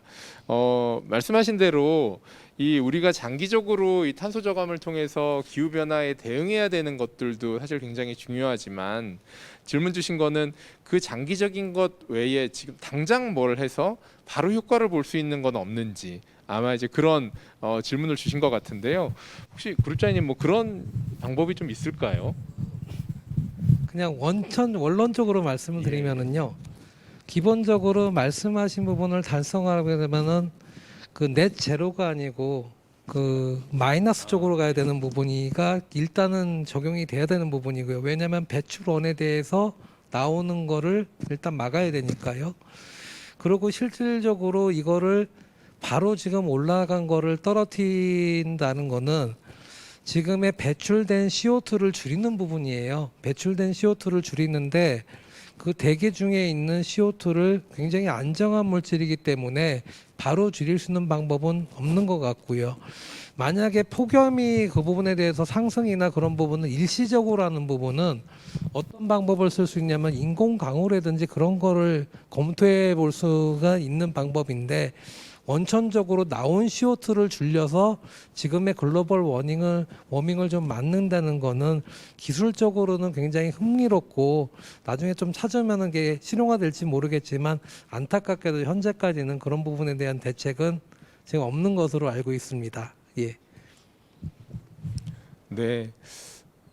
답변이 됐나 모르겠습니다. 사실은 이제 뭔가 지금 당장 우리가 취해서 효과를 볼 수 있는 방법이 있으면 좋을 것 같은데, 지금 이제 말씀하신 대로 넷제로를 향해 가는 게 아니라 오히려 네거티브, 그러니까 지금 이미 배출돼 있는 이산화탄소를 이제 오히려 포집하거나 없앨 수 있는 방법들로 가야 되는 건 맞지만, 아마 당장 효과를 보는 방법은 쉽지 않은 예, 아쉬운 답변을 좀 듣게 돼서 저도 좀 아쉽습니다. 예, 지금 이렇게 저희가 또 해외에 계신 분들 얘기를 오늘도 좀 이렇게 들어봤는데요. 지금도 혹시 베트남 하노이 공대 뉴엔 님도 혹시 연결이 가능할까요? 지금 사실은 그 굉장히 재미난 질문을 주셨는데, 베트남에도 아시겠지만은 이 자동차라든지 굉장히 많잖아요. 그래서 아마 하노이에 계시니까 더 그걸 지금 체감하고 있는 것 같은데, 아주 직접적인 질문이기도 합니다. 베트남 자동차의 매연을 줄일 수 있는 방법 없느냐라고 하는 질문도 주셨는데, 연결이 되면 정말로 이제 현지에서 어떤 고민이 있는지도 좀 들어볼 수 있을 것 같고요. 뭐 사실은 자동차 이게 매연이라고 하는 게 가장 기본적인 네. 그 이슈잖아요, 그룹장님. 네. 그래서 뭐 저희 같은 경우에는 뭐 이런 전기차를 사용한다거나 여러 가지 사실은 방법이 있을 텐데, 이런 뭐 개도국들 같은 경우에도 혹시 뭐 그런 이제 우리나라에서 지금 적용하고 있는 방법이나 이런 것들이 좀 접목될 수 있는 그런 방법들이 혹시 있을지. 기본적으로 매연은 보이는 그 먼지라고 보시면 되시거든요. 예. 근데 기본적으로 거기서 처음에 그게 발생되는 거는 연식 수명이 오래돼 가지고 연소 상태가 안 좋아서 나온 부분이 가장 커요. 그래서 일단 검은 것들을 없애려고 그러면은 연소 효율을 높이기 위해서 어떤 보조제나 넣을 수 있는 부분이라든지, 아니면은 원천적으로 더 좋은 석유를 써야 되는데 그것도 경제적 부담이 있는 부분은 사실이고요. 근데 일단 그 줄일 수 있는 부분이 그래도 각각의 연소 조건을 좀 최적화시켜서, 연소 조건이라는 게 들어오는 공기하고 다음에 분출되는 태우는 그 석유하고의 비율 같은 거를 좀 조절하면은 그것도 낮출 수 있는 부분이 있고요. 다음에 낙스 같은 경우에는 지금 많이 상용화가 돼 있어요. 많이 상용화가 돼 있는데, 기본적으로 배출돼서 나오는 거 고온에서 NOx를 N2로 바꾸는 촉매 같은 것들이 굉장히 기술이 많이 발전이 됐거든요. 그런 것들을 결론적으로는 제 생각에는 지금 당장 그 부분에 대해서 모든 경제 여건이라 해서 규제가 안 들어가지만, 그게 문제가 크게 되면은 국가에서 그런 부분에 규제가 될 거고요. 그런 부분 어떤 보조금이나 그런 제도를 좀 활용화시켜서 지금 말씀드린 그런 그 촉매 기술, 다음에 그 최적 연소 기술, 그런 것들이 확대가 되지 않을까 생각이 듭니다. 예. 사실 이제 만약 베트남에서 아직 이제 이런 방법들을 활용하고 있는 게 아니라면, 정말로 그 관련된 분들이나 아니면 정부에서 이런 것들도 고려가 된다면 확실히 빠른 효과를 볼 수 있겠다라는 생각은 드네요. 네. 그리고 지금 우리 묵하담 학생이 바로 연결되어 있다고 하는데요. 묵하담 학생은 지금 어디서 질문하고 계시는지 자기소개와 함께 질문 부탁드리겠습니다. Yes, hello everyone. I'm Mukarami Selma, and currently I'm in Korea studying at Seoul National University and doing my master's degree at International Studies. So thank you very much for your presentation. And I have a question regarding the global trend that is happening, like the Russia and Ukraine war, and we all know that it's going to affect to the environment quite greatly because they are using like emissions, the bombs, and a lot of things. So I was wondering, like, as a citizen, what can we do, or what kind of suggestions do you suggest? Because I have been in activities like blogging or things the university does we do, but I feel so bad with the war happening, and I feel that it's gonna greatly affect to the environment. And as a business, like I'm majoring in business, so it's gonna affect the world like greatly. So I just want to know your views on that. Thank you very much. 네, 무카담 학생 감사합니다. 사실 뭐 지금 뭐 저희는 이렇게 편안하게 함께 세미나를 하고 있지만 정말로 이 시간에도 아마 전쟁의 위협 속에서 편안하게 있지 못하는 정말 우리 우크라이나에 계신 분들은 많이 계실 것 같아요. 그래서 근데 이제 우리가 예전 같으면 어떤 해외에서 이런 이제 전쟁이 있다, 혹은 이제 해외에서 어떤 이제 재난이 있다라고 하면 사실은 뭐 그건 이제 남의 나라 얘기고 굉장히 먼 얘기라고 느꼈는데 요즘에는 거의 뭐 실시간으로 저희들이 그 상황도 리포팅을 받고 있고 뭐 SNS나 여러 가지 매체를 통해서 굉장히 밀접하게 연결되어 있다라고 하는 느낌을 받습니다. 아마 그런 면에서 보면은 뭐 저희 환경적인 측면이나 아니면 경제적인 측면에서도 이게 전혀 이제 간과할 수 없는 걸 텐데요. 예, 그룹장님 혹시 이런 질문에 대해서 어떻게 좀 답변해 주실 수 있을까요? 환경적인 것도 문제가 됩니다. 그렇게 해가지고 해서 환경적인 것도 오염이 되지만 저는 어떻게 보면은 가장 큰 피해는 인간들의 피해, 어떤 사망자들, 그로 인한 경제 손실들이라고 보거든요. 결론적으로는 전쟁 그 기후 변화에 대해서 저희가 저감하려고 그러는데 그거보다 더 큰 비극을 안 만드는 상태가 되게 좋은 것 같고요. 그걸 안 만드는 부분에 국가의 이기심이나 국가의 어떤 목표들이 뭐 저희 그 디시전이 있는데 결론적으로는 그거를 하지 못하게 했을 때 그런 부분에 피해가 가는 부분에 대한 경제적 어떤 제재라든지 결론적으로는 정치적 제재가 그런 것들을 못하게 만드는 프로텍션이 되지 않을까라는 생각이 들고요.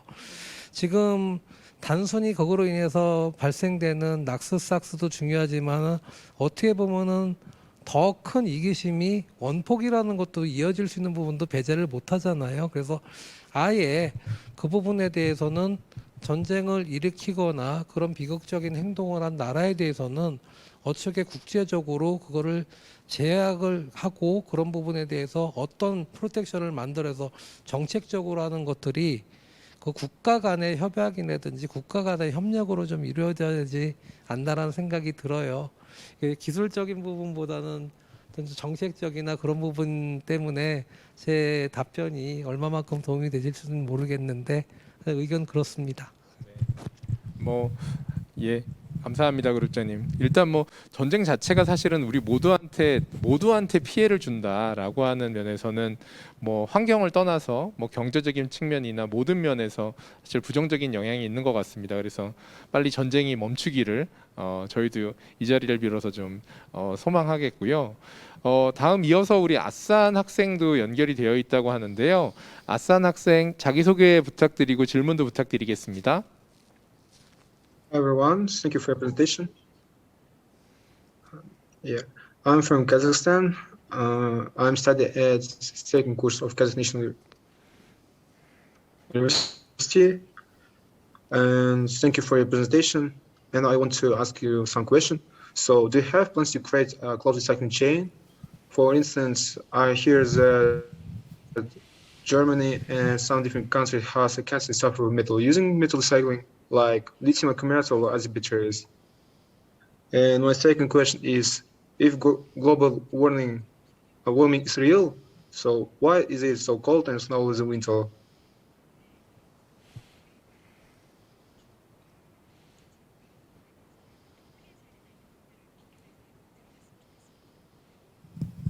아, 네. 그 특정 국가에 대한 이제 사례로 설명을 해야 되다 보니까 조금 이제 어려울 수도 있을 것 같은데요. 오히려 이제 지금 보면 뭐 그룹장님 이제 저희가 각 국가별로 이렇게 보면은 유럽 같은 경우에는 굉장히 좀 일찍부터 이 환경과 관련된 규제라든지 이런 것들을 통해서 조금 더 이제 상황이 좀 낫지 않을까라고 하는 생각 때문에 아마 이런 질문을 하는 것 같은데요. 좀 국가별로 그런 차이가 좀 있나요? 그 어느 나라가 특별하게 여기는 괜찮고 저기는 기후 변화가 뭐 심하고 그런 부분은 아니고요. 독일이나 유럽 지역도 똑같이 기후 변화에 대한 임팩트는 받고 있습니다. 예를 들어서 여름에 기온 상승한 것도 이게 딱 온도를 보시면은 조금 그 부분 인지가 되실 거고, 겨울의 부분은 더 떨어지는 부분에 대해서는 이거는 어떤 나라적인 로컬적인 부분이 아니고 전체적인 트렌드라고 좀 보시면 되고, 물론 정도가 크다 작다는 있을 수 있습니다. 유럽의 정책을 조금 말씀을 드리면은요, 유럽은 기본적으로 CO2나 에너지, 리뉴어블 에너지 오피니언 리더십을 계속 먼저 가져간 나라입니다. 국가입니다. 그래서 지금 전체적으로 리뉴어블 에너지가 EU 전체로 한 40% 정도 되고요. 그리고 전체적으로 지금 탄소 배출권 거래제에 대한 부분도 굉장히 지금 활발하게 이루어져서 많은 지금 저감을 하고 있습니다. 근데 실질적으로 탄소 배출이 줄은 것들이 그런 노력들도 있지만 실질적으로 제조업 부분에 생산량이 줄은 것도 간과를 못 합니다.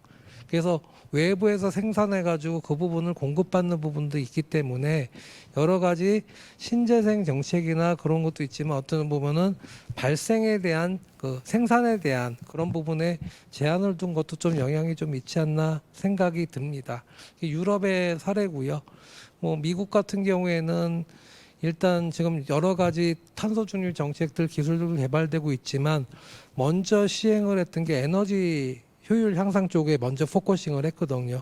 그래서 유럽, 미국은 그쪽으로 가고 있고 전체적인 글로벌 동향은 그 유럽의 사례를 따라가고 그 부분에 대해서 어떤 목표를 그 기술을 같이 확대한다는 부분으로 좀 보시면 될 것 같아요.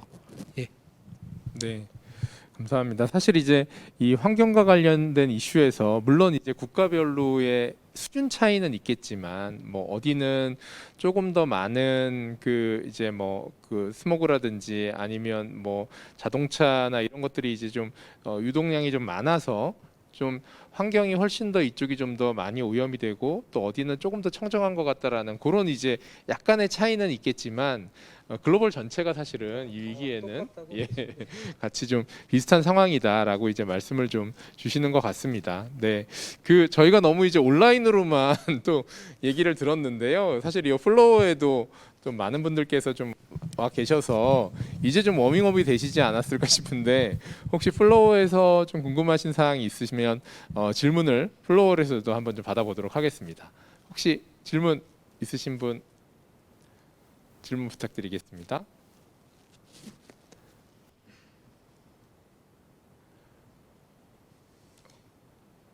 혹시 괜찮으시면 마이크 부탁드리겠습니다.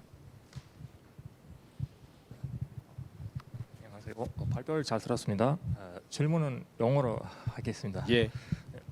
The question is about the hydrogen-based steel making, and I'm curious about the source of the hydrogen. As I know, it's gonna be produced by the POSCO, and what kind of energy resources you will use for hydrogen production, which will be used in hydrogen-based steel making process. Because currently, as I know, the heat-based production or coal-based production makes own heat, like a heat, and this heat used for energy production by POSCO, as I know. But during the hydrogen-based steel-making process, there will not be any heat. And which kind of energy research you will use for hydrogen production? That's my question. 예. 자기 소개를 조금 해주시면. 죄송합니다. This side? A student of the Seoul National University of Science and Technology. I'm from Turkmenistan, and doing the doctorate research in the same university. And also, my question is based on my research for master's degree. I was also worked on the biohydrogen production. That's why I was curious about the hydrogen production source for the hydrogen-based steel making process. Yeah, thank 아니 you. 제가 사실은 여쭤본 게 너무 전문적으로 이걸 잘 알고 계셔서 이거는 분명히 이제 엔지니어 쪽에 학위를 하고 계시는 전문가 같다라고 하는 생각이 들어서 꼭 이제 소개를 좀 부탁 좀 드렸습니다. 예. 이거는 뭐 우리 뭐 그루장님 너무 잘하시는 부분이라 가장 중요한 말씀해 주셨어요. 네. 수소 환원 제철을 하려면은 기본적으로 수소를 어디서 얻느냐예요. 수소를 얻는 거는 기본적으로 몇 가지가 나누는데 하나가 완전 신재생으로부터 해가지고 물을 분해해가지고 얻는 그린 수소가 있고요. 하나는 블루 수소라고 해가지고 암모니아나 그런 다른 부분들을 그 바꿔서 그 화학적 반응을 통해서 N2 생성을 하고 있는 게 있고, 저희가 기본적으로 철강 공정을 지금 저희가 지금 적용하는 기술을 좀 개발하는 기술을 말씀을 드리면은, 일단은 저희 그 철강을 만들 때 나오는 게 CO하고 H2라는 부생가스들이 나오게 됩니다. 그래서 CO하고 H2에 대해서 그걸 분리해 가지고 H2에서 할 수 있는 거를 하고 있는데 양이 굉장히 적어요. 그래서 결론적으로는 지금 현재 신재생 에너지를 하든 뭐를 하든 저희가 요구하는 양의 수소를 전부 공급받기는 좀 경제적으로도 물량적으로 안 되는 부분이기 때문에 저희가 생각하는 큰 로드맵 중에 하나가 고온 수전입니다.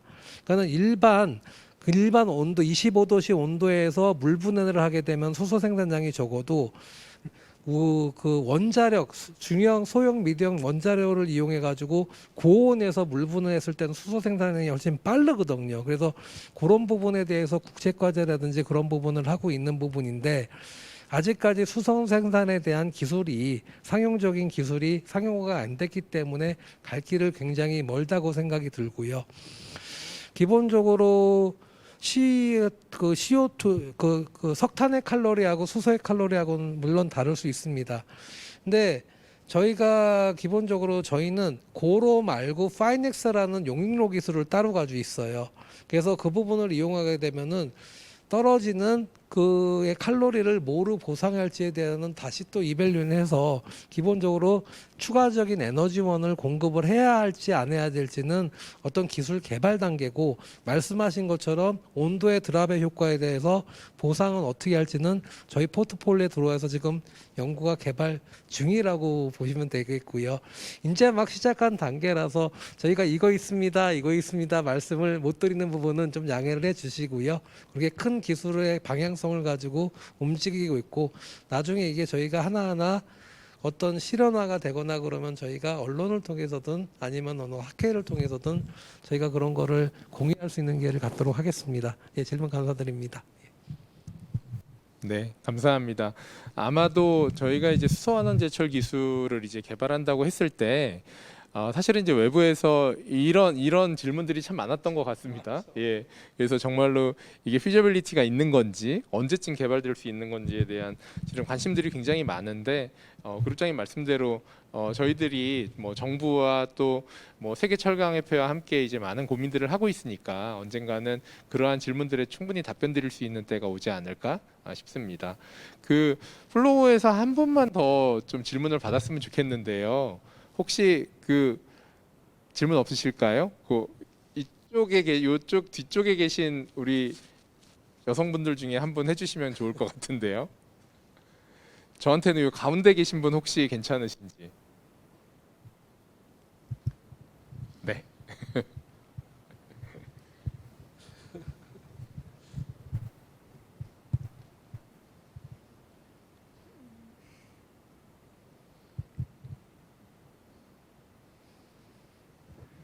먼저 소개부터 해주시고 질문해 주시면 감사하겠습니다.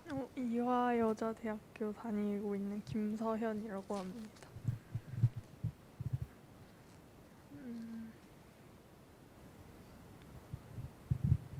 예. 제가 좀 정치나 법 쪽에 관심이 많아서 진로도 그쪽으로 생각 중인데, 혹시 정책적으로 환경 오염에 대응하기 위해서 어떤 노력을 해야 될지 조언 같은 걸 듣고 싶습니다. 예. 정책이죠? 예. 예, 뭐 사실은 뭐 환경과 관련된 질문 감사합니다. 당연히 정책과 관련된 질문을 하셔도 되고요. 사실 이제 환경과 관련된 거는 오히려 정말로 이제 요즘에 이렇게 이슈가 되기 전에는 거의 대부분 정부 정책의 규제로 이게 관리가 됐었던 거잖아요, 그룹장님. 그래서 지금도 이제 뭐 다양한 정부 정책들이 이미 뭐 입안이 되기도 하고 입안을 기다리고도 있을 텐데 뭐 모든 거를 다 말씀해 주시기는 좀 어렵겠지만 최근에 그래도 좀 뭐 이슈가 되고 있는 게 있을까요? 우리 학생들이 좀 이런 것들은 좀 알아두면 좋겠다 할 만한 것들.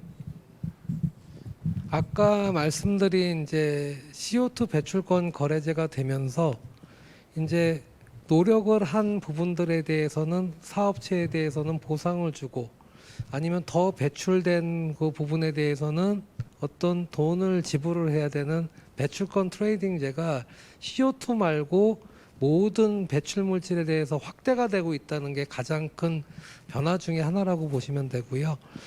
근데 저도 이제 사업체에 있고 여러 가지 부분을 보지만 조금 이게 정책에 대해서 이런 정책을 좀 반영을 했으면 좋고 정책을 만들 때 이런 거를 고려했으면 좋겠다는 말씀을 조금 드리려고 그래요. 기본적으로 규제를 무조건 강화한다고 해서 그 부분이 이루어진다고는 생각은 안 합니다. 기본적으로 법안을 만들거나 규제를 만들기 위해서는 지금 현재 가능한 기술이 뭐고 이 기술을 언제까지 개발해서 이 시점에서 규제 강화라는 그 기술에 대한 개발 로드맵하고 정책에 대한 개발 로드맵하고 두 개가 좀 얼라인이 되어 있어야 되지 않나라는 생각이 들어요. 근데 실질적으로 법안을 입안을 하면 입법을 하면서 그런 부분에 대한 충분한 산업계 간의 과학계 간의 기술계 간의 그 교류 부분이 충분하게 좀 안 이루어지지 않나라는 생각이 들고 기본적으로 요즘에 그 기업이나 저희 포스코가 또 마찬가지지만 기업도 시민의 일부거든요. 그래서 저희도 책임을 해야 되는 부분은 당연히 인지를 하고 있고 가야 되는 부분인데 그런 부분을 같이 조금 얘기하면서 좀 합리적인 그 규제 방안이 좀 만들어졌으면 좋겠고 만약에 그런 규제를 타겟팅을 한다면 먼저 발생원이 어디서 나오고 지금 현재 있는 기술이 뭐고 어떤 기술을 더 개발할 수 있는지를 같이 좀 연구기관, 다음에 산업체, 다음에 그 국가 이렇게 같이 해서 좀 합리적이고 좀 실효적인 좀 법안들이 잘 되는 게 앞으로 저희가 더 그 힘을 얻고 잘 갈 수 있는 방법이 아닌가 생각이 듭니다. 예. 감사합니다. 예, 그 전공이시니까 나중에 그쪽 분야로 이제 성장해 가시면 꼭 이런 실효적인 제도들이 마련될 수 있도록 좀 부탁드리겠습니다. 오히려 저희가 네, 그 혹시 저희 이제 온라인으로 그 서울대 이소모바 학생이 혹시 연결이 되어 있으면 한번 좀 연결을 좀 해주셔도 좋을 것 같은데요. 그 우즈베키스탄에서 아마 저희 이제 유학 와서 공부를 하고 있는 학생인 것 같아요. 근데 질문을 이제 줬는데 실제 이제 기후 변화라고 하는 게 한국의 어떤 이런 그 경제에는 어떤 영향을 좀 주게 될지 혹은 이게 좀 뭐 악영향을 나쁜 영향을 주게 될지 혹은 이제 좋은 영향을 주게 될지 이런 질문을 주셨는데 예. 제가 풀네임이 아까 이제 질문을 해주셨던 우리 이제 학생이시네요. 예.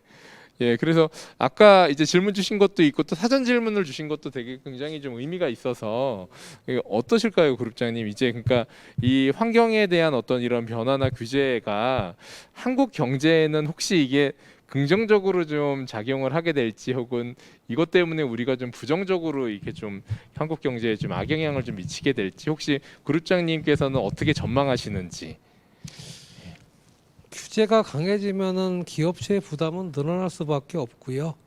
그리고 기본적으로 그 기업체가 부담이 가면은 저희 같은 경우에도 해외 수출을 많이 하기 때문에 경쟁력이 떨어지는 건 사실이에요.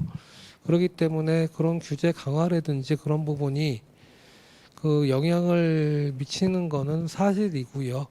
그래서 지금 저희가 계속 정부하고 얘기하는 부분이 기업체나 어떤 경제에 대한 그 그 영향을 고려한 규제 강화를 같이 계속 얘기를 하고 있어요. 근데 그 부분에 대해서 저희가 그 해야 될 부분은 당연히 하는 부분이고, 근데 앞으로도 규제는 강화가 될 수밖에 없다는 생각이 들고요. 대표적으로 이제 저희는 내부적으로 이런 얘기를 합니다. 기후변화 대응을 위해서 여러 가지를 하는데 그만큼 원가가 올라가고 여러 가지 부분이 있으면은 기업이 결론적으로는 오래 못 갈 거 아니냐. 그러면은 기업의 영향도 점점 커지는 게 아니냐라는 얘기를 많이 하시고 저희도 사실 그거를 체감하고 있습니다. 근데 조금만 바꿔서 한번 생각을 해볼게요. 이제 투자자들이 CO2 많이 발생하고 그런 부분들에 대한 거를 리스크로 인지를 하고 그 리스크에 대해서 대응을 명확하게 안 하면은 그 기업에 대해서는 가치가 없다고 평가를 하게 됩니다. 그러면은 반대로 어떤 그런 부분에 대한 노력을 해서 저희가 바로는 못하지만 그런 중장기적인 로드맵을 가지고 하나하나 실현을 해가지고 저희가 달성을 했을 때 그 달성된 기술과 그거를 보유한 그 사업체 같은 경우에는 다른 부분에서 있어서 우위를 차지할 수 있다고 생각이 들거든요. 그래서 물론 지금 현재로서는 부담이 되고 그렇지만 그런 부분을 기회로 삼기는 것도 하나의 기업이 가야 될 방향이 아닌가라는 생각을 합니다. 그런 의미로 해서 저희가 그런 부분을 계속 노력을 하고 있는 부분이고요. 예. 예, 감사합니다. 예, 아까 무카담 학생 다른 질문도 하셨는데 이 질문에 대해서도 답변이 되셨나 모르겠습니다. 사실 저희 이제 이게 한국어로 보면 그 위기를 기회로 만들 수 있다라고 하는 이렇게 좀 라임을 좀 살려가지고요 이런 얘기를 많이 하거든요. 뭐 어퍼처니티를 이제 뭐 리스크를 어퍼처니티로 만든다고 하면 별로 안 와닿으시지만 아마 이제 지금 통역으로 들으시는 분들은 근데 이제 우리가 이제 한글로 얘기할 때는 위기를 기회로 만들 수 있다라는 표현들을 많이 쓰는데요. 이 기후 변화라고 하는 이 이슈도 사실 우리한테는 당연히 이제 위기일 겁니다. 그러니까 기존에 하던 방식을 바꿔야 되고 기존에 하던 방식으로 하면은 굉장히 많은 또 페널티를 내야 될 때도 있고 그런데 이것에 좀 빠르게 대응할 수 있는데 그런 기업들 혹은 그런 국가에게는 이 위기가 굉장히 큰 기회가 또 되지 않을까. 그러면 이 기후 변화라고 하는 이 이슈는 어찌 보면 우리가 어떻게 대응하느냐에 따라서 우리한테 위기도 될 수 있고 기회도 될 수 있는 거다라고 하는 그룹장인 답변이 아닌가 생각이 됩니다. 그래서 모두가 다 기회로 만들 수 있는 우리가 될 수 있으면 좋을 것 같습니다. 추가적인 이제 게시판이나 저희 이제 채팅방이나 혹은 온라인에서 좀 추가적으로 질문하실 분이 혹시 또 있으신가요? 그럼 지금 아직 좀 시간이 그래도 남아서 조금 더 연결을 할 수 있는데요. 손을 들으시거나 혹은 이제 채팅창에 남겨주시면 저희가 추가적으로 좀 답변을 드릴 수 있도록 하겠습니다. 제가 또 혹시나 또 연결이 가능하면 또 연결을 좀 해주셨으면 하는 게 서강대의 알리시아 학생이 있는데요. 사실은 이제 굉장히 컴팩트한 사전 질문을 해주셨어요. 그러니까 심플하지만 현장에 계신군요. 예, 현장에 계시면 마이크로 직접 연결을 해주셔도 좋을 것 같습니다. 사실 질문을 뭘 하셨는지 혹시 까먹으실 수도 있어서 제가 간단히 좀 부연 설명을 드리면 굉장히 이런 좀 심플하지만 임팩트 있는 뭔가 이런 대응 방법이 뭐가 있을지 기후 변화에 대해서 좀 말씀을 주셨는데 현장에 계시니까 직접 좀 질문을 해주셔도 좋을 것 같습니다.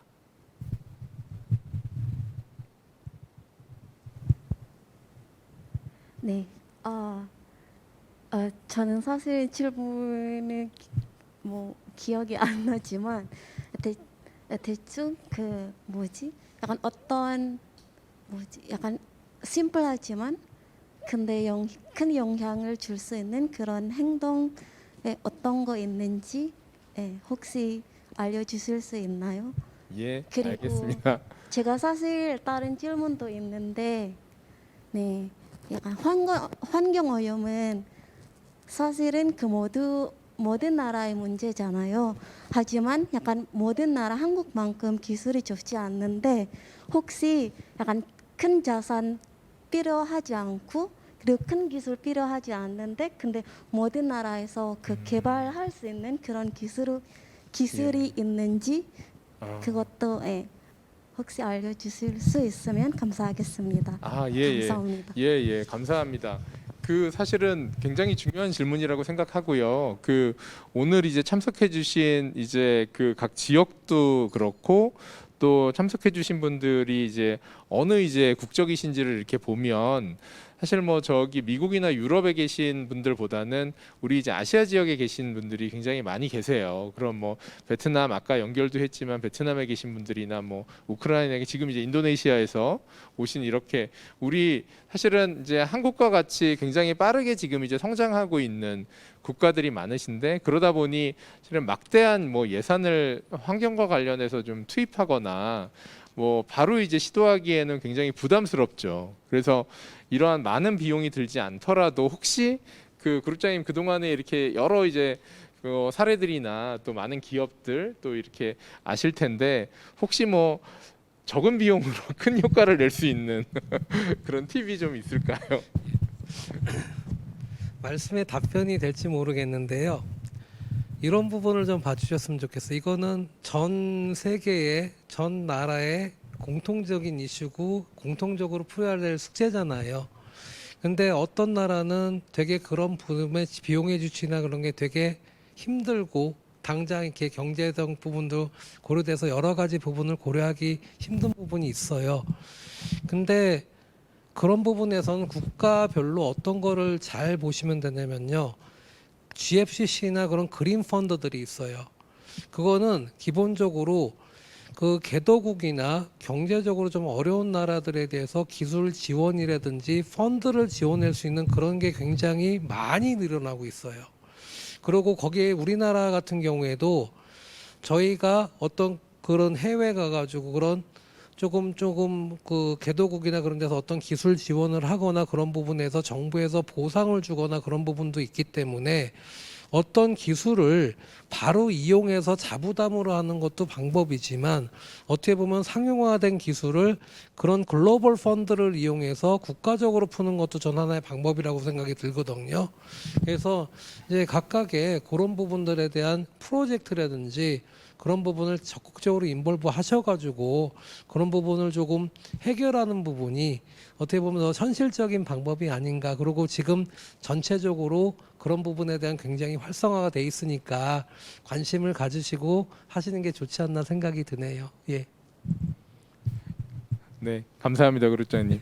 그 조금 이제 부연 설명드리면 사실 한국에서 저희 이제 포스코도 마찬가지지만 이 기업 시민을 선언하고 나서 이렇게 굉장히 사회 문제에 대한 관심을 갖듯이 국내 많은 기업들이 또 이런 아시아권에서의 이런 이제 사회 문제를 함께 해결하고자 하는 그런 프로젝트도 많이 하고 있는 것 같습니다. 그래서 그런 기회들을 이제 잘 활용한다면 우리가 경험했었던 것들을 이제 같이 나누면서 함께 뭔가 좀 더 저비용의 고효율을 낼 수 있는 그런 이제 솔루션들을 함께 좀 만들 수 있지 않을까 생각이 되고요.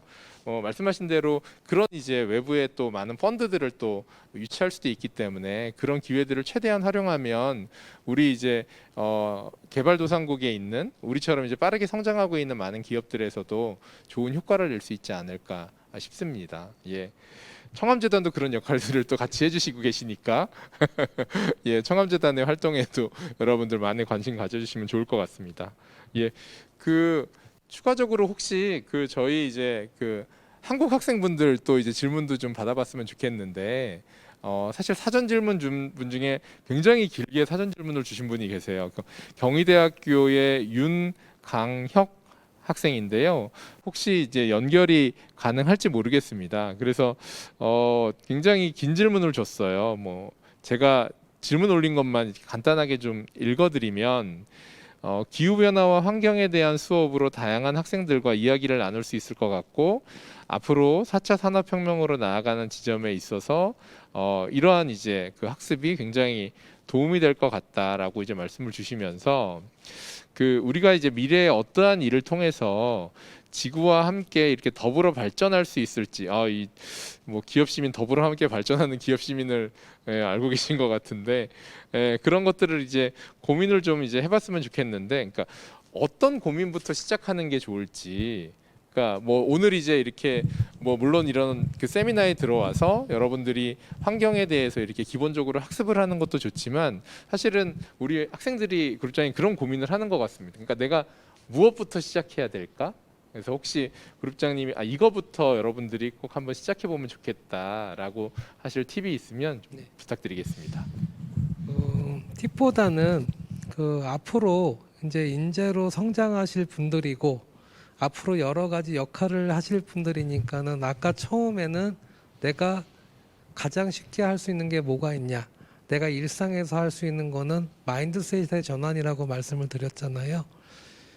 저는 그 말씀을 드리고 싶은 게 먼저 시작해야 될 게 각각의 전공이 다르고 부분이 다르십니다. 근데 결론적으로는 어느 한 기술 하나, 행동 하나가 이런 것들을 바꾸리라고는 생각을 안 해요.